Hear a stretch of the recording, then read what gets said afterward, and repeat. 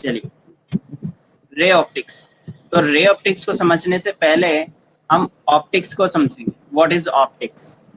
तो सबसे पहला टॉपिक हमारा ऑप्टिक्स। ऑप्टिक्स क्या होता है? अच्छा, तुम कर रहे हो?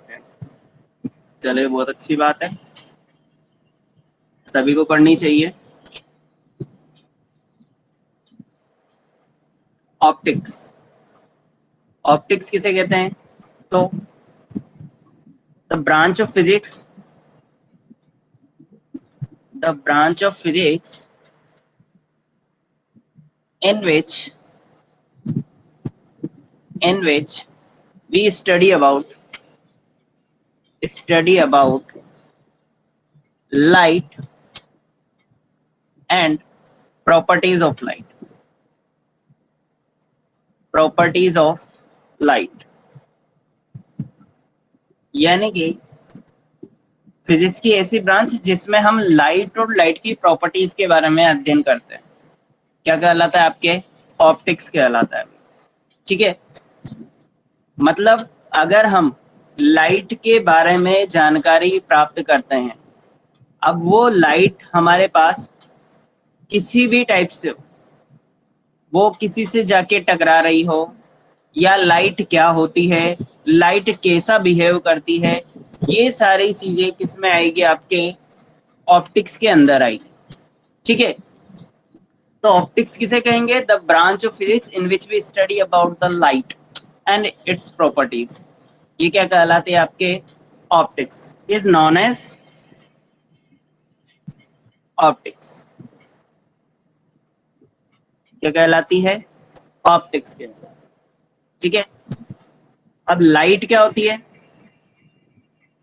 तो light is a form of energy, form of energy. तो लाइट क्या है आपके? एनर्जी का फॉर्म है। ठीक है,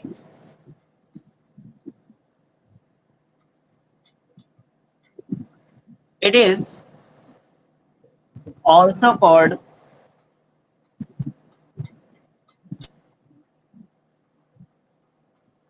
it is also called a path of energy,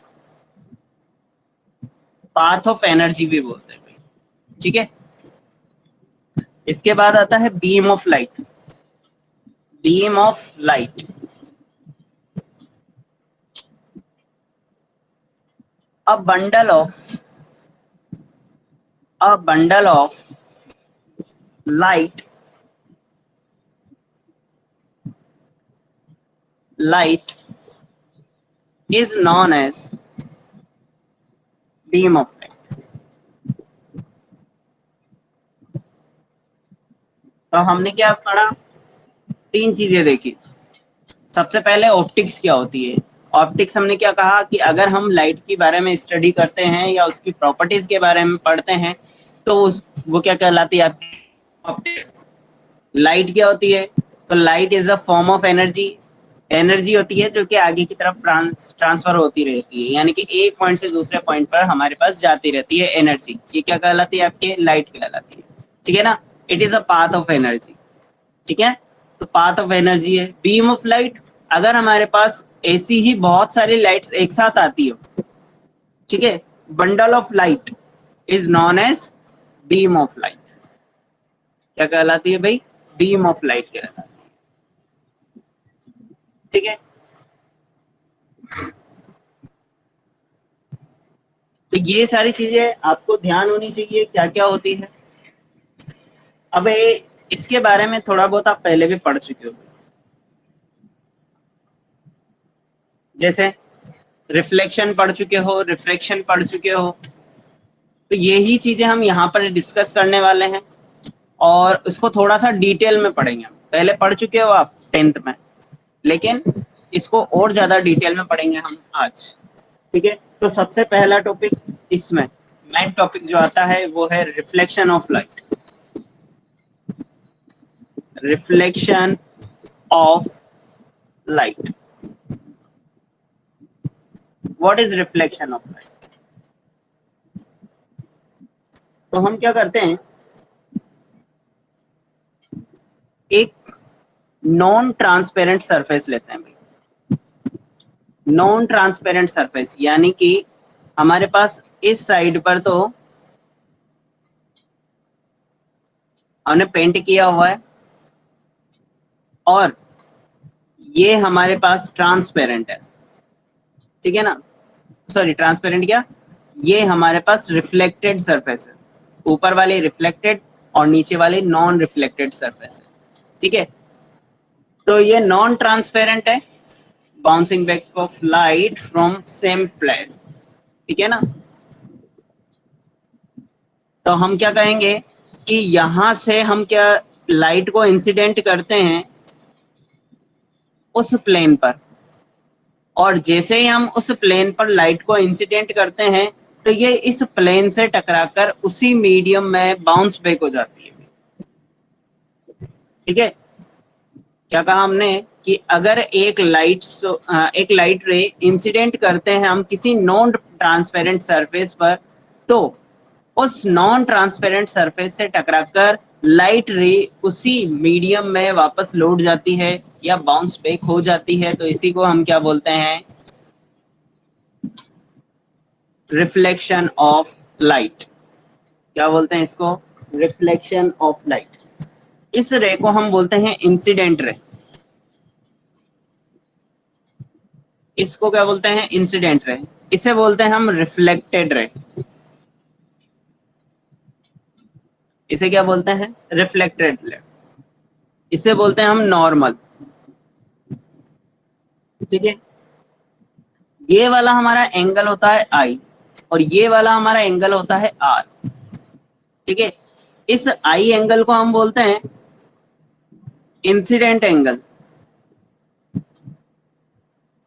इसे क्या बोलते हैं हम, इंसिडेंट एंगल। और स्मॉल आर को बोलते हैं हम रिफ्लेक्टेड एंगल। इसे क्या बोलते हैं, रिफ्लेक्टेड एंगल, ठीक है।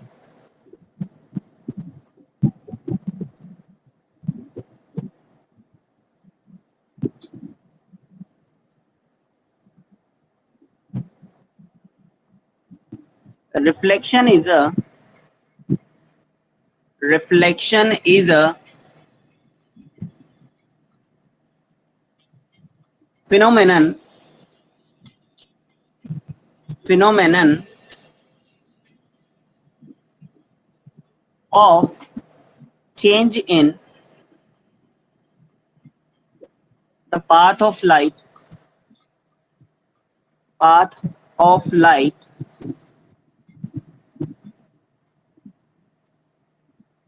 without any change in medium, any change in a medium। Medium में बिना चेंज किए किसी लाइट का पाथ चेंज होना, ये क्या कहलाता है, रिफ्लेक्शन ऑफ लाइट कहलाता है। क्या कहलाता है, रिफ्लेक्शन ऑफ लाइट, ठीक है। डेफिनेशन को अच्छे से याद कर लेना भाई। रिफ्लेक्शन की डेफिनेशन कई बार पूछी जा चुकी है और आगे भी पूछी जा सकती है, ठीक है।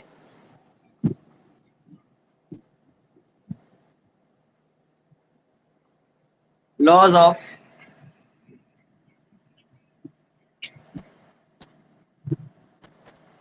लॉज ऑफ रिफ्लेक्शन, रिफ्लेक्शन के लॉस। तो हमारे पास दो लॉज हैं रिफ्लेक्शन के। पहला तो ये है, the incident ray reflected ray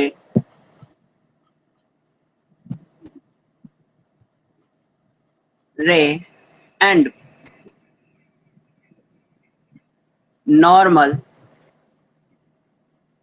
and normal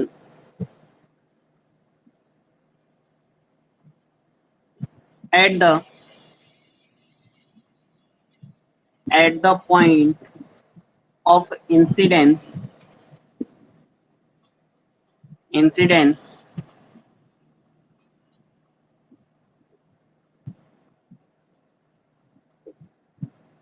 all lie in the same plane, यानी कि तीनों कहाँ होती है भाई, नॉर्मल, इंसिडेंट रे और रिफ्लेक्टेड रे, तीनों क्या होती है, सेम प्लेन पे होती है, तीनों इसी प्लेन पे है ना। तो ये तो हो गया हमारा first. Second, the angle of incidence is equal to angle of reflection, angle of reflection के इक्वल होगा, ठीक है। यानी कि angle I is equal to angle R, क्या होगा, angle I is equal R. ये एंगल क्या कहलाता है आपके, सेकेंड लॉ ऑफ रिफ्लेक्शन, ठीक है। ये दो लॉज हैं, हमें याद रखना है। फर्स्ट लॉ तो ये कि इंसिडेंट रे, रिफ्लेक्टेड रे और नॉर्मल तीनों एक ही पॉइंट पर होते हैं और वो भी सेम प्लेन में, ठीक है। The angle of incidence is equal to the angle of reflection. Incident angle और रिफ्लेक्टेड एंगल दोनों सेम होते हैं, ठीक है।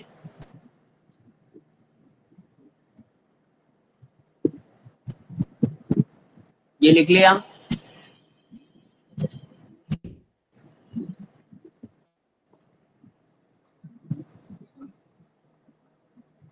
चलिए भाई नेक्स्ट पे चलते हैं हम।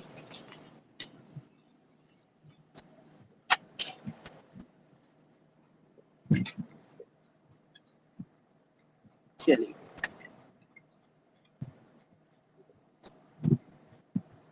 Image formation by plane mirror.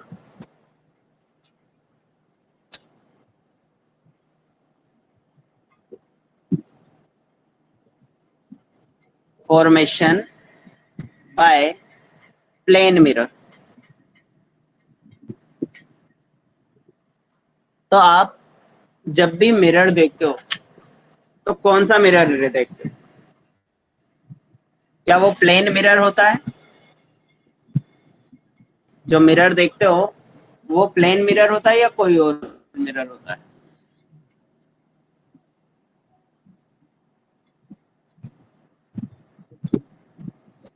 Plane mirror होता है, तो उसमें आपको इमेज कैसी दिखाई देती है, क्या आपकी इमेज बड़ी हो जाती है क्या,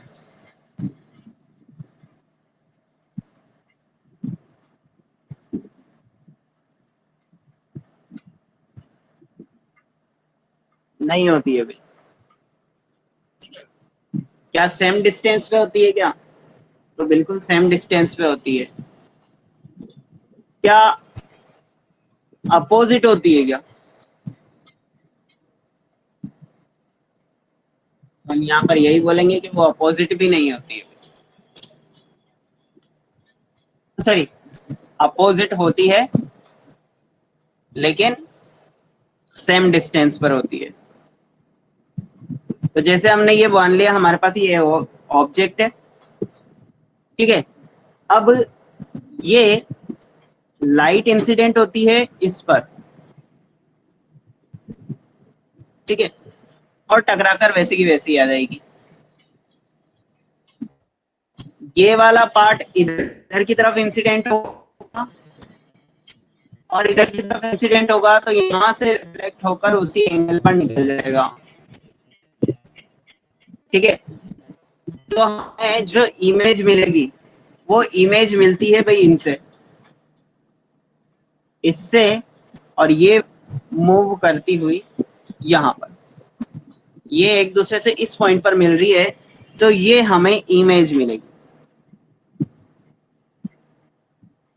ये क्या होगी इसकी इमेज, ठीक है ना। तो मतलब हमने क्या कहा कि हमारे पास ये ओ ए एक ऑब्जेक्ट था जो कि क्या दे रहा है हमारे पास आई ए डैश एक इमेज देता है, ठीक है। ये किससे आई है, तो ये रिफ्लेक्शन से आई है भाई इमेज, ठीक है ना, मिरर से रिफ्लेक्ट हुआ और रिफ्लेक्ट होने के बाद हमारे पास ये इमेज हमें मिली। ठीक है, ये है हमारे पास plane mirror.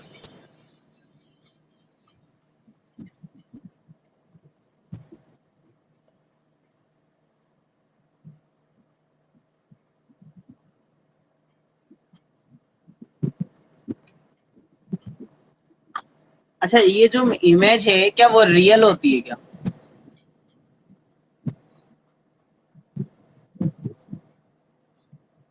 Is the image is real और not?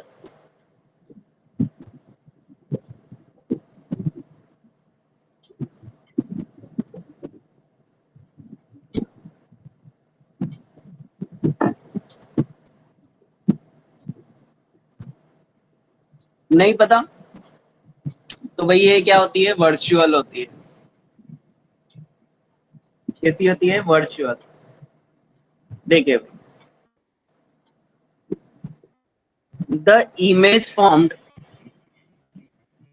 The image formed by plane mirror, plane mirror is always virtual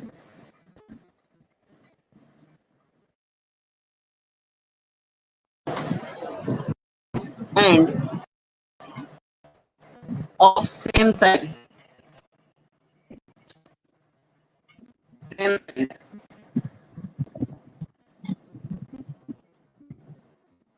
as that object।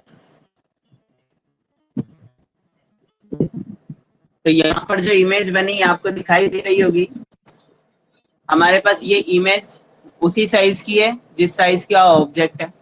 ठीक है, और वर्चुअल है कि जो हमारे पास ये वाला पार्ट है, ये वाला रियल पार्ट है, इधर वाला पार्ट जो भी बनेगा वो कैसा होगा? वर्चुअल पार्ट होगा। ठीक है, तो ये वर्चुअल पार्ट है। ठीक है,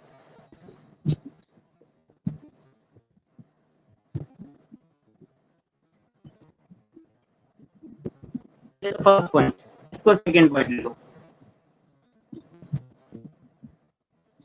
The distance of the distance of image is same as that object। जिस जिस डिस्टेंस पर आपके ऑब्जेक्ट है उसी डिस्टेंस पर आपके क्या होगा? इमेज होगा। ठीक है, third point,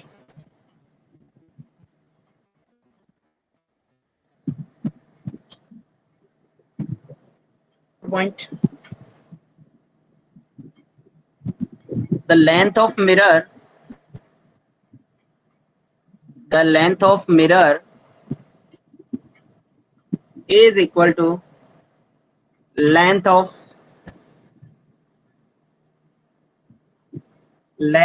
object by 2, length of object by 2। ठीक है, तो अगर आपको लेंथ ऑफ मिरर निकालनी हो तो ऑब्जेक्ट की लेंथ का हाफ कर दो भाई। अगर मिरर की लेंथ निकालनी है तो लेंथ ऑफ ऑब्जेक्ट का हाफ कर दो तो आपको मिरर की लेंथ मिल जाएगी। ठीक है,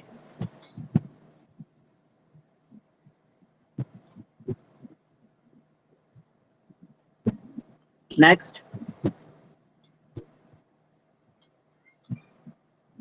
for any incident ray if mirror is rotated if mirror is rotated at angle theta, then the reflected ray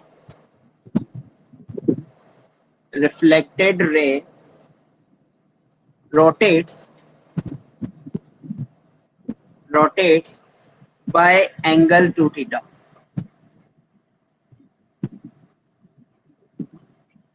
तो हमने क्या कहा कि अगर हम क्या करते हैं, मिरर को रोटेट कर देते हैं, ठीक है ना, थीटा एंगल से। तो अगर मिरर को थीटा एंगल से रोटेट कर देंगे ना, तो यहाँ पर जो हमारे पास रिफ्लेक्टेड रे जो है वो 2 थीटा एंगल से रोटेट होगी, ठीक है। जैसे अगर मैं बात करूं ये वाले,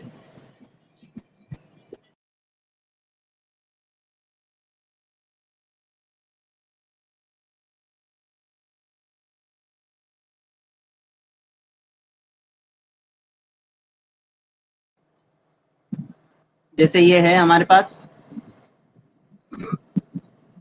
ये मिरर था।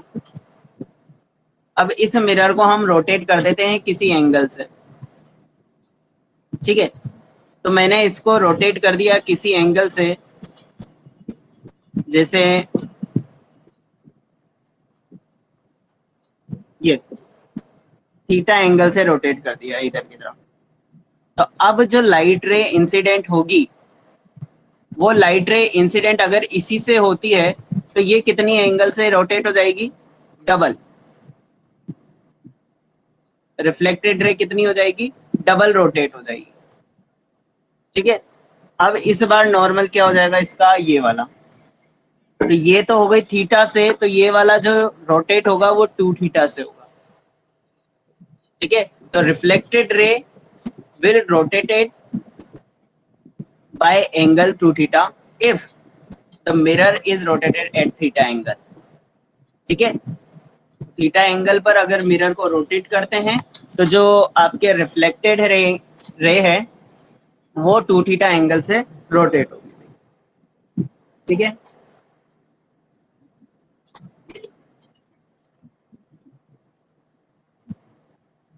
Next is, if the two plane mirror if the two plane mirror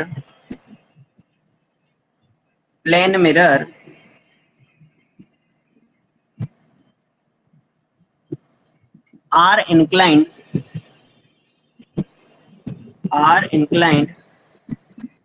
at an angle theta, then the number of images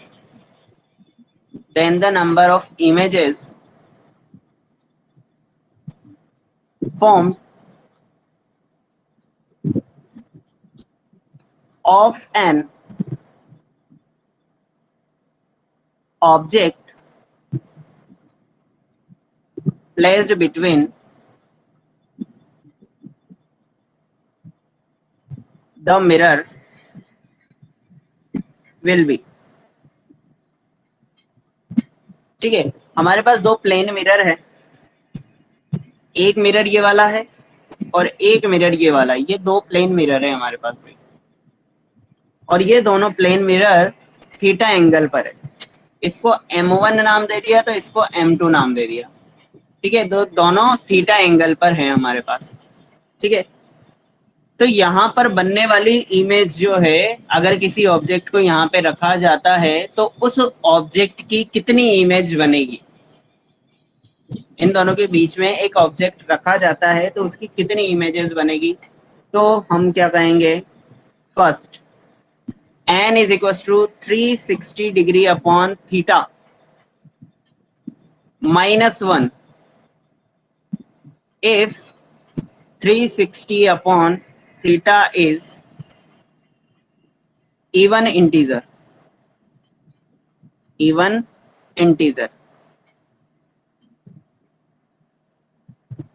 ठीक है। सेकंड,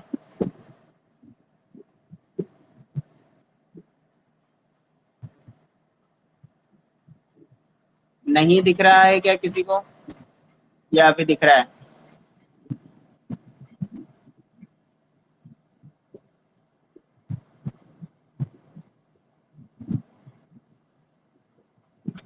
कुछ बीच में हो गई होगी प्रॉब्लम, ठीक है। चलिए भाई, second, m is equals to 360 by theta. If 360 degree by theta is odd integer,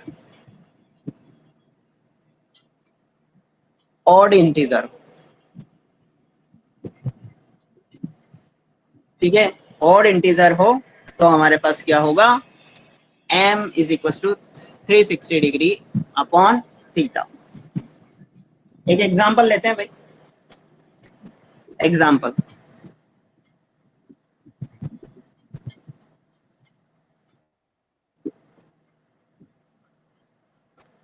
if two plane mirror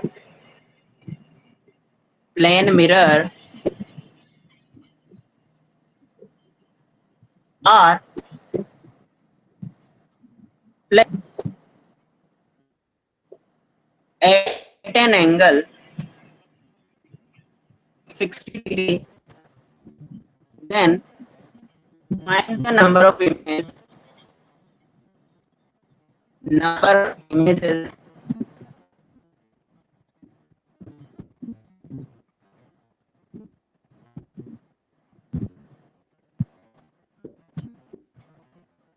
formed by mirror.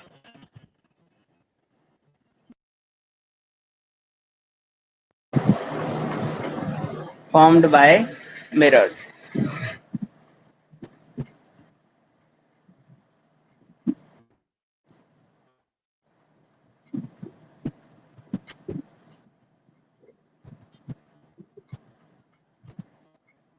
ठीक है, तो एंगल कितना है हमारे पास, 60 degree. Solution, theta is equal to 60 degree, m is equals to n.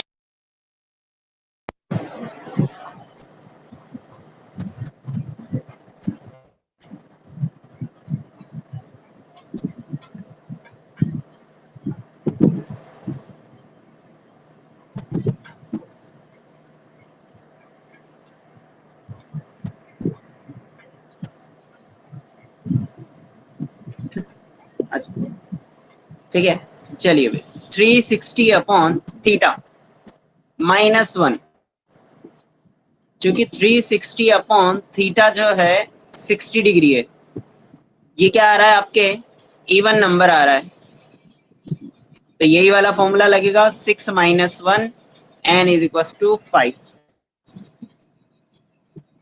ठीक है, तो नंबर ऑफ इमेजेस कितनी हो जाएगी, 5. नंबर आएगी 5 हो जाएगी.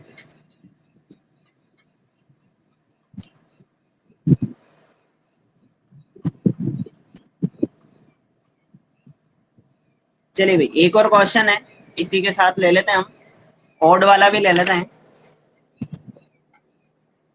सेकंड केस में हम बोल देते हैं कि theta is equal to 40 degree. Theta is equal to 40 degree, तो 40 डिग्री होगा तो क्या होगा, m is equal to 360 by theta, यानी कि 360 बाई 40, 0 से 0 कैंसिल आउट, ये 9 टाइम कैंसिल आउट, ये आंसर आ जाएगा. ठीक है, तो हमारे पास थीटा 40 डिग्री होने पर हमारे पास 9 इमेजेस मिलेगी, और 60 डिग्री एंगल होने में 5 इमेजेस मिलेगी.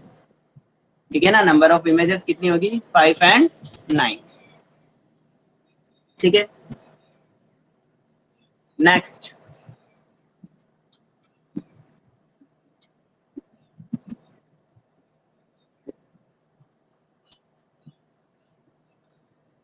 नेक्स्ट है हमारे पास स्फेरिकल मिरर्स.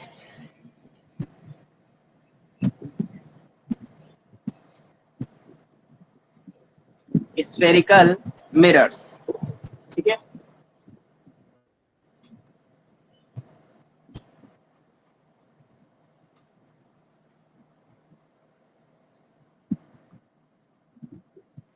किसी को कोई दिक्कत अभी तक, कोई चीज समझ में नहीं आई हो, कोई प्रॉब्लम हो, कोई डाउट हो, बताओ भी पहले।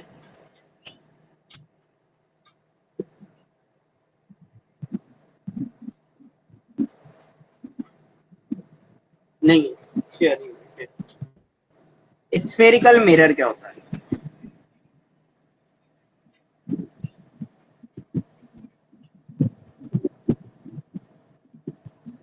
स्फेरिकल मिरर, चलिए, if some portion of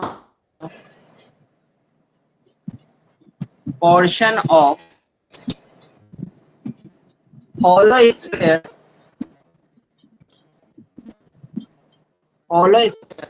is cut and polished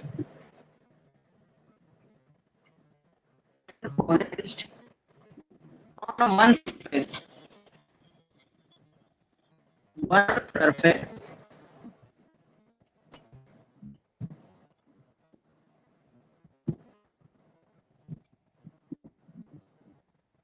okay, one surface को क्या कर दिया हमने, जैसे ही एक सरफेस को पॉलिश की तो हमारे पास क्या मिल जाएगा, स्फेरिकल मिरर मिल जाएगा। ठीक है,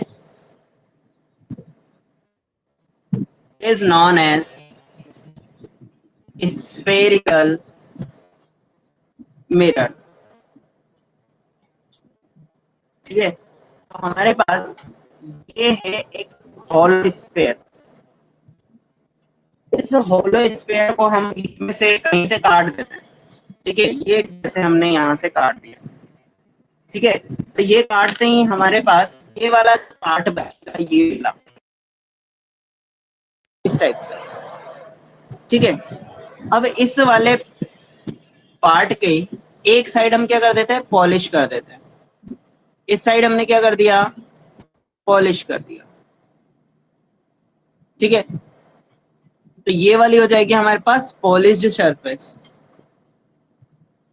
पॉलिश्ड सरफेस, और ये हो जाएगी हमारे पास रिफ्लेक्टिंग सरफेस, रिफ्लेक्टिंग सरफेस। ठीक है, इस पर हम लाइट इंसिडेंट करेंगे तो रिफ्लेक्ट होगी। ठीक है, it is called concave mirror. इसको क्या बोलेंगे हम, कॉनकेव मिरर, मिरर। ठीक है, और अगर हम इसके दूसरी साइड यानी कि इस वाले साइड पॉलिश कर देते हैं तो ये रिफ्लेक्टिंग सरफेस होगी, सरफेस होगी, और ये पॉलिश सरफेस होगी।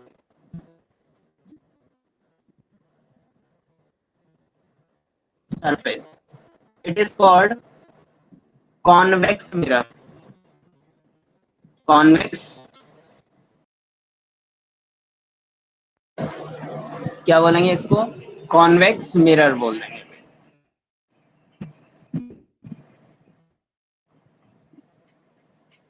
ठीक है,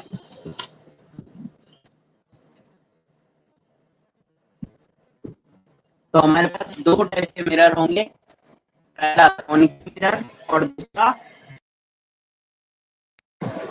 कॉनकेव मिरर। क्या होगा, जिसकी आउटर सरफेस पॉलिश होती है।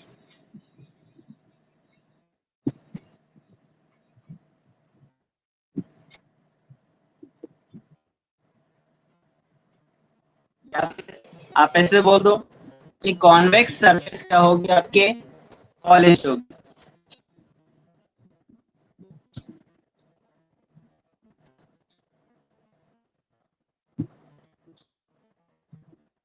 चलिए,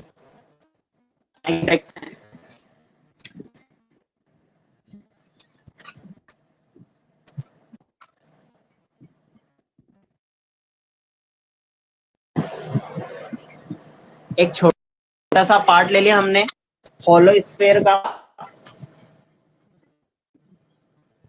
तो ये वाला जो स्पेस है ये वाला सरफेस आपके कहलाता है कॉनकेव सरफेस, कॉनकेव सरफेस। और ये वाला जो पार्ट है कॉन्वेक्स सरफेस, ठीक है। अंदर वाला कॉनकेव और बाहर वाला कॉन्वेक्स सरफेस होता है, ठीक है। अगर आपको कॉनकेव मिरर बनाना है तो आप कॉन्वेक्स सरफेस को क्या कर दो, पॉलिश कर दो। अगर कॉन्वेक्स मिरर बनाना है तो कॉनकेव सरफेस को क्या कर दो, पॉलिश कर दो, ठीक है। तो हमारे पास क्या मिल जाएंगे, दोनों टाइप के मिरर मिल जाएंगे, ठीक है। अब एक मिरर के लिए कुछ डेफिनेशंस है, मिरर के लिए कुछ डेफिनेशंस है, वो याद रखनी है आपको, ठीक है। तो हम बात करते हैं किसी मिरर के लिए क्या क्या चीजें होती है, तो वो लिखते हैं इंपॉर्टेंट डेफिनेशंस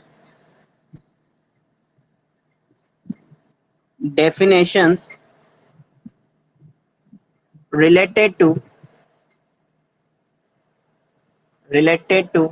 spherical mirror,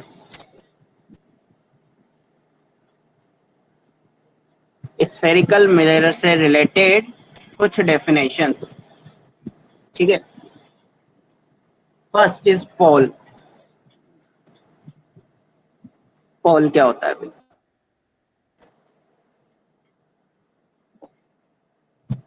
तो इनकी डेफिनेशन तो नहीं, मैं केवल इसको डायग्राम में शो कर देता हूँ, ठीक है। तो डायग्राम में हमारे पास ये तो हो गया एक, अच्छा ये कौन सा मिरर होगा और ये वाला कौन सा मिरर होगा,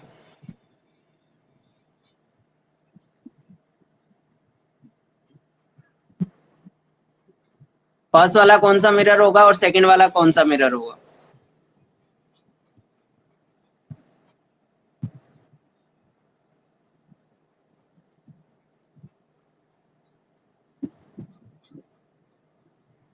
बताइए भाई, आप नाम बताओ जहां तक मैं लिखता हूँ।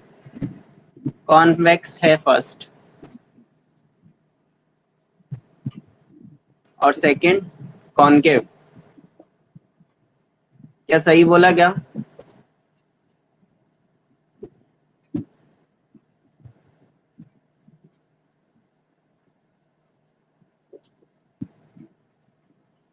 सही है। पहला वाला है हमारे पास कॉन्वेक्स मिरर,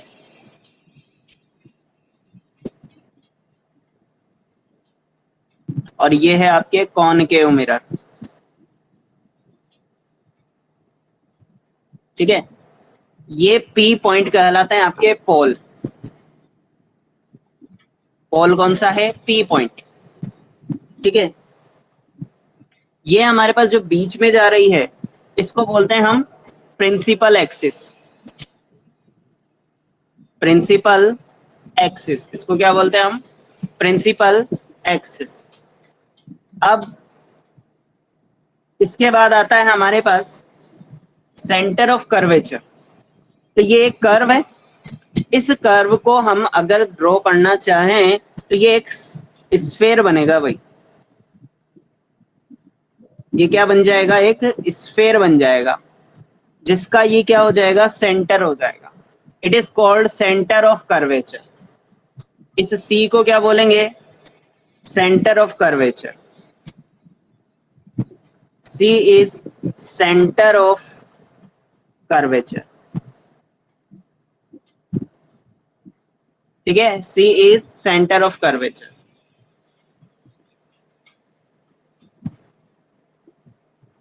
अगर मैं इसको इससे मिला दूं भाई और इसको इससे मिला दूं, ये वाला पॉइंट एम और ये एम डैश, तो ये जो सी एम बनी है इसको रेडियस ऑफ कर्वेचर बोलते हैं, radius of curvature,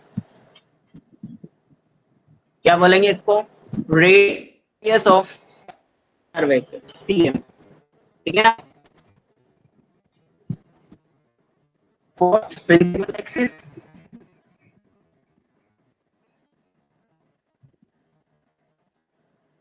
line passing through pole is known as principal axis. क्या कहेंगे उसको? प्रिंसिपल एक्सिस बोलेंगे। ठीक है,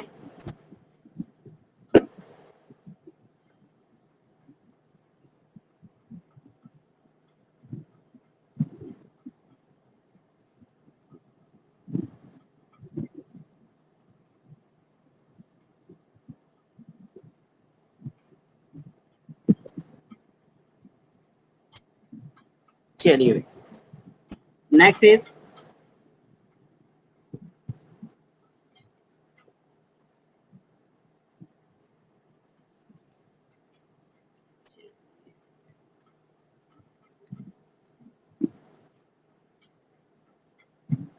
प्रिंसिपल फोकस।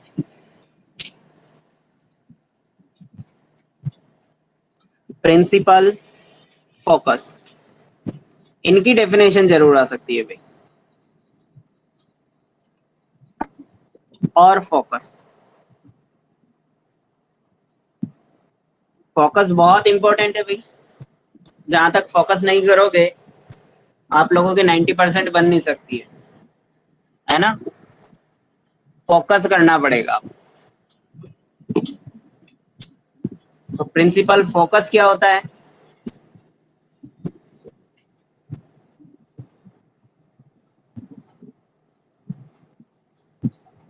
इसलिए फोकस के साथ पढ़ते रहोगे, है ना? अदरवाइज 90% की सोच ही नहीं सकते अपन।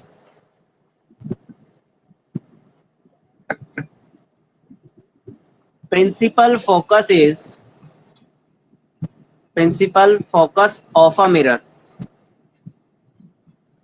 Focus of a mirror is a point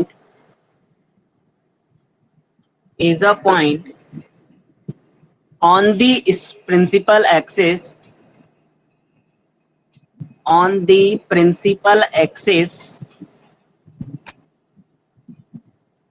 of the mirror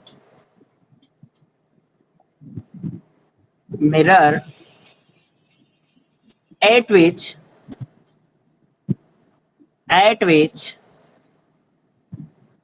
the light ray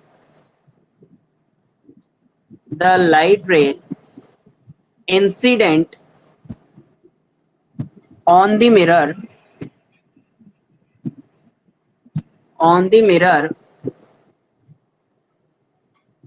in a direction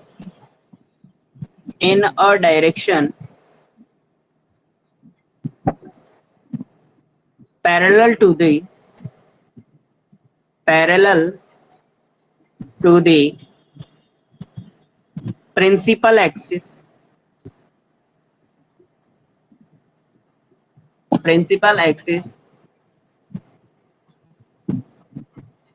actually meets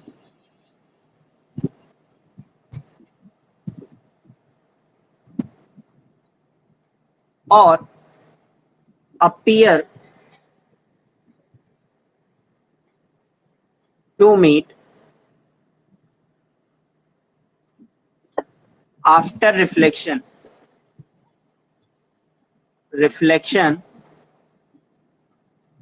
from the mirror.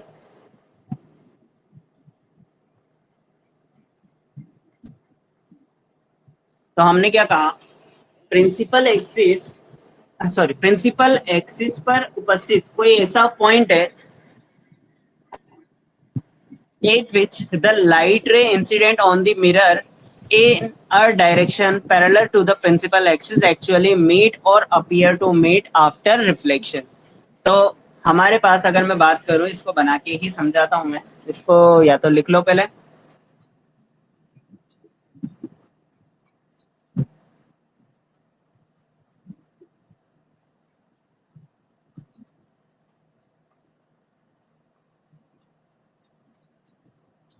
ठीक है, चलिए। तो इसमें है क्या?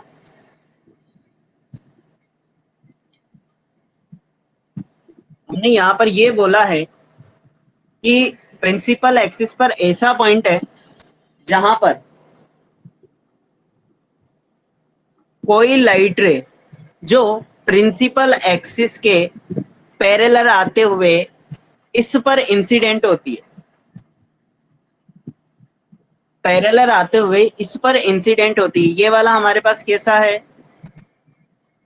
कॉन्वेक्स सरफेस को हमने क्या कर दिया, पॉलिश कर दिया, ठीक है, और हमें मिल गया ये concave mirror parallel to the principal axis. Light ray incident होती है तो ये एक पॉइंट से होकर गुजरता है भाई, ठीक है ना, प्रिंसिपल एक्सिस के किसी पॉइंट से होकर गुजरता है, इसी पॉइंट को हम क्या बोल देते हैं, फोकस, प्रिंसिपल फोकस, ठीक है। अगर यही सिचुएशन इस वाले मिरर के साथ होती भाई, ठीक है, यही सिचुएशन इस वाले मिरर के साथ होती तो ये वाली ऐसे जाती और ये ऐसे जाकर इधर से टकराकर इधर चली जाती, ठीक है, टकराकर ऐसे जाएगी और ये वाली टकराकर ऐसे जाएगी, तो ये वाली ऐसा अपीयर होगा भाई, ठीक है ना, तो ये वाला फोकस क्या होगा, आपके प्रिंसिपल फोकस कहलाता है, ठीक है।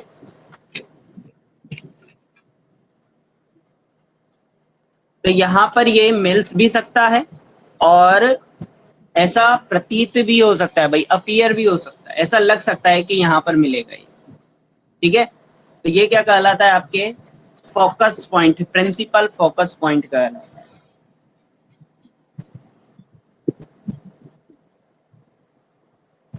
तो अगर पैरेलल लाइट, प्रिंसिपल एक्सिस के पैरेलल लाइट आ रही है और वो मिरर पर इंसिडेंट होगी तो वो हमेशा फोकस से होकर गुजरेगी, ये ध्यान रखना आपको, ठीक है ना। Next is focal length.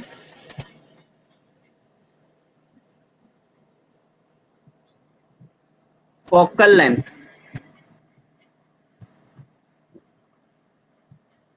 तो फोकल लेंथ क्या होगी भाई,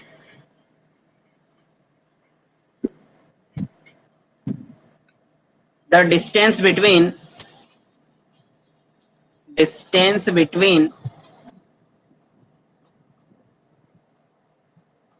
pole and focus point is called focal length,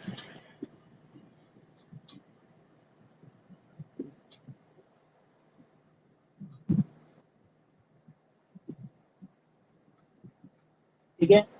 ये क्या होता है, आपके फोकल लेंथ होता है। तो भाई ये बहुत बहुत इंपॉर्टेंट डेफिनेशंस है, आप लोगों को याद रखनी है क्योंकि यही डेफिनेशंस आपके काम आती रहेगी, ठीक है ना, पूरे चैप्टर के अंदर ये चीजें काम आती रहेगी। Focus length, focal length, ball क्या होता है, ठीक है ना, कॉन्वेक्स मिरर, कॉनकेव मिरर, ये सारी चीजें। तो आज के लिए इतना ही, बाकी का अपन कल पढ़ेंगे, कोई डाउट हो तो पूछ लो।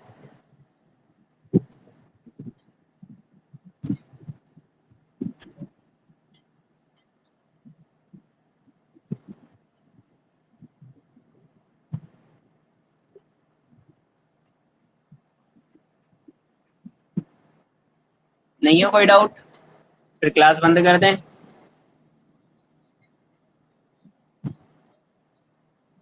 चलिए, टेक केयर।